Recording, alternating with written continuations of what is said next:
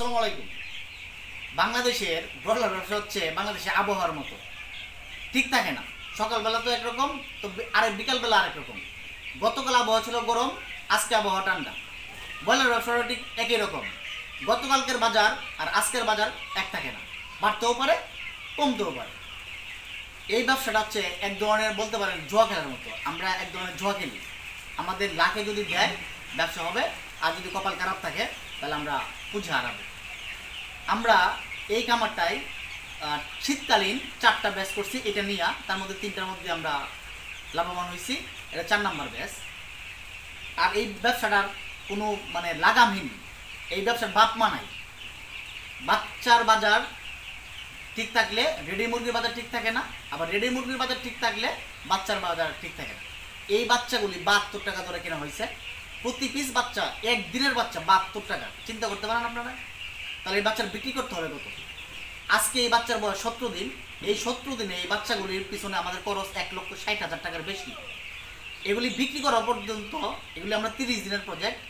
30 দিন পর আমরা বিক্রি করব। এটা 1 তারিখ বাচ্চাগুলো আমরা নিয়েছিলাম, হয়তোবা ঈদের 1 দিন বা 2 দিন আগে আমরা এগুলি বিক্রি করব। তাহলে আমাদের বিক্রি রেটটা কত হইতে হবে?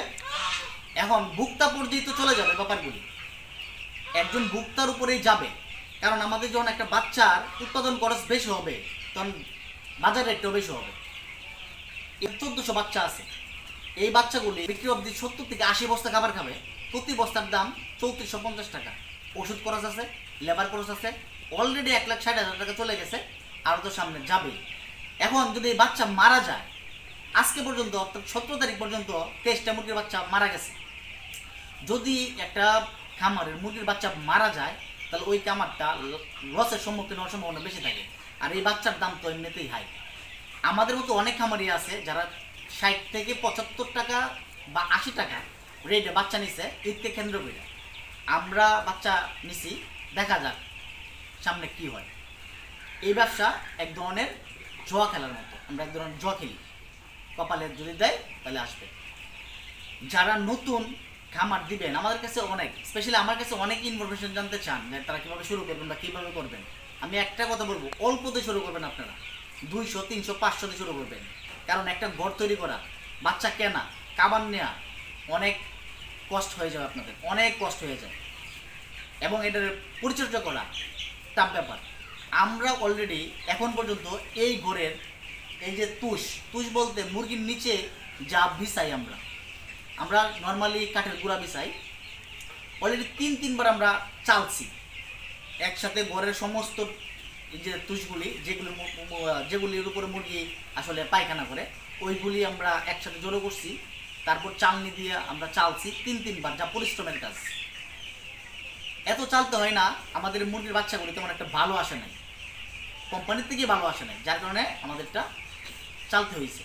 তো এটা অনেক কষ্টের কাজ। আপনারা শ্রম দিবেন, টাকা খরচ করবেন, ফলাফল যদি আপনার ভালো না হয় বা আপনি যদি ব্যবসায় না করতে পারেন, তাহলে আসলে ওই ব্যবসা তো করে লাভ নেই। আরেকটা বিষয়, এখন কিন্তু গরমকাল পড়ে গেছে। গতকালকে কিন্তু অনেক মুরগি স্টক করছে, যদিও আজকের আবহাওয়াটা নিয়ন্ত্রণে আছে। এখন আপনাদের ওই লেভেলে যদি আবার পর্যাপ্ত ব্যবস্থা না থাকে, মুরগির হিট স্ট্রোক থেকে বাঁচানোর জন্য আমি হিট স্ট্রোক নিয়ে একটা ভিডিও দেবো পরবর্তীতে।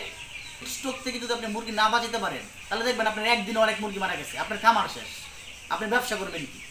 তো তার বিকল্প ব্যবস্থা রাখতে হবে। আর বাংলাদেশে তো কোনো কিছু ঠিক থাকে না, বাংলাদেশেরই বাপ্পা নাই। কারণ বিদ্যুৎ এখন পর্যন্ত খুব বেশি যাচ্ছে না, কিন্তু যাবে, বিদ্যুৎ কিন্তু যাবে। বিদ্যুতের ঘাটতি আছে, আমি সবাই জানি। বিদ্যুতে কিন্তু যথেষ্ট পরিমাণ ঘাটতি আছে। বিদ্যুৎ না থাকলে বোঝা যায় ব্রয়লার মুরগির বাচ্চার হাই হুতাশটা কি। একবারে এরা কিন্তু কৃত্রিম জাত, অতি অল্পতে তারা কাবু হয়ে যাবে। সো আপনারা বিকল্প ব্যবস্থা রাখবেন। সব মিলাইয়া আপনারা যারা নতুন করে শুরু করবেন, তারা ভেবে চিন্তে নামবেন, নয়তো কিন্তু আপনাদের পুঁজি হারানোর সম্ভাবনা থাকবে। লাভ আছে ব্যবসার মধ্যে, লাভ আছে বেঁধে কিন্তু আমরা ব্যবসাটা করতেছি, নয়তো কিন্তু করতাম না। লাভ আছে, আপনারা লাভ করতে পারবেন যদি সঠিকভাবে সঠিক প্ল্যান নিয়ে আপনারা আগান। ধন্যবাদ সবাইকে।